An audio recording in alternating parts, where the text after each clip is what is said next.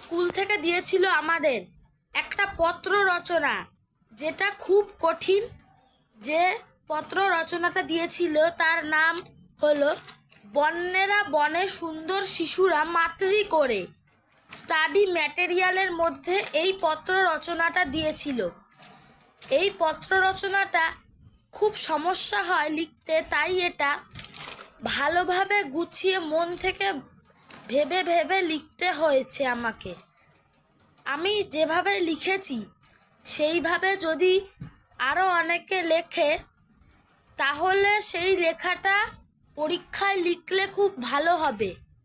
এই চিঠিটা বন্যেরা বনে সুন্দর শিশুরা মাতৃ করে, এভাবে এই চিঠিটা লিখলে খুব ভালো হবে। সেই চিঠিটা আমি এখন পড়ব আর দেখাবো। চিঠিটা হচ্ছে একটা বন্ধুকে লিখতে হবে, তাই যেহেতু বন্ধুকে লিখতে হবে চিঠিটা ভালোভাবে পড়তে হবে। চিঠিটা লিখতেও হবে খুব সুন্দরভাবে, এবং আমি চিঠিটা লিখেছি ভালোভাবে, সেটাই দেখাবো। বন্যেরা বনে সুন্দর শিশুরা মাতৃ করে এর চিঠি। প্রীত ভাজনে সুশোভন।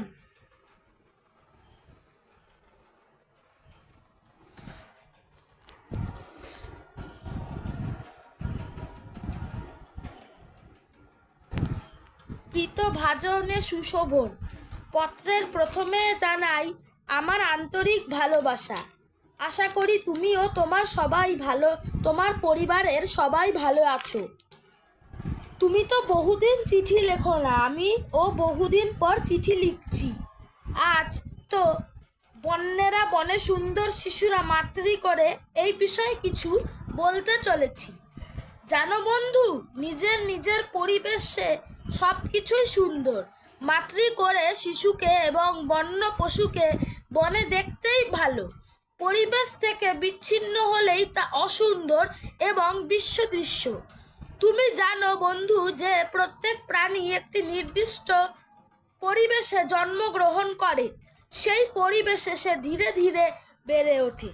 বন্য প্রাণীর জন্য সুন্দর স্থান হলো বনভূমি। বনভূমি ছাড়া তারা অন্য কোনো জায়গায় বসবাস করতে পারবে না। নিজস্ব পরিবেশই তাদের সুখ দিতে পারে। আবার শিশুদের জন্য মায়ের কোলই হলো উপযুক্ত স্থান। তাই যে প্রাণী যেখানে সুখে থাকতে চায় তাকে সেখানেই থাকতে দেওয়া উচিত। যেমন বাঘ, সে গভীর বনে সবচেয়ে বেশি সুখে থাকে, তেমনি তাকে যদি তার বাসস্থান থেকে অন্য কোনো পাখিরালয় বা খাঁচায় ছেড়ে আসা হয় তাহলে সে সেখানে আনন্দ পাবে না। এভাবে পৃথিবীর প্রতিটি স্বাধীন প্রাণী নিজস্ব বাসস্থান ব্যতীতভাবে চলতে পারে না। পৃথিবীকে সুন্দরভাবে টিকিয়ে রাখতে হলে প্রতিটি প্রাণীর আপন আপন পরিবেশের প্রতি গুরুত্ব দিতে হবে। তাই প্রতিটি প্রাণীকে তার নিজ পরিবেশে বিকাশের সুযোগ দেওয়া উচিত। প্রাণীরা এভাবে থাকলে তারাও সুখে থাকবে। তো বন্ধু, আজকে তোমাকে অনেক কথা লেখা হয়ে গেল। তোমার কি বন্যেরা বনে সুন্দর শিশুরা মাতৃ করে এই বিষয়ে ভালো লেগেছে? আমার তো ভালো লাগে, তাই তোমাকে এই বিষয়ে চিঠি লেখা।